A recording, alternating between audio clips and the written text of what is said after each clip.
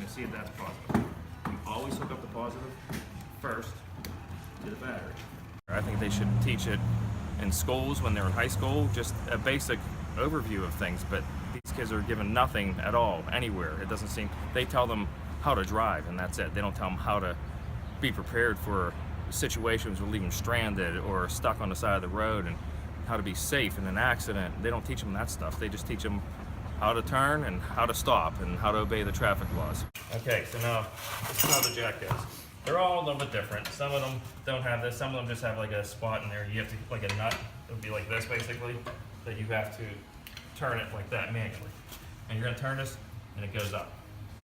I try to, get the police involved with it too, so they teach them how to do things too, how to be prepared for an accident, what to do, how not to get scammed by people, because there's so much fraud going on, fake IDs, and people have no insurance, and a lot of people just don't know what to do. Oh, it makes me happy. I feel proud about doing it. It makes me feel like I have a sense of accomplishment. If I teach one person, I accomplish something. If I teach hundreds, that's even better.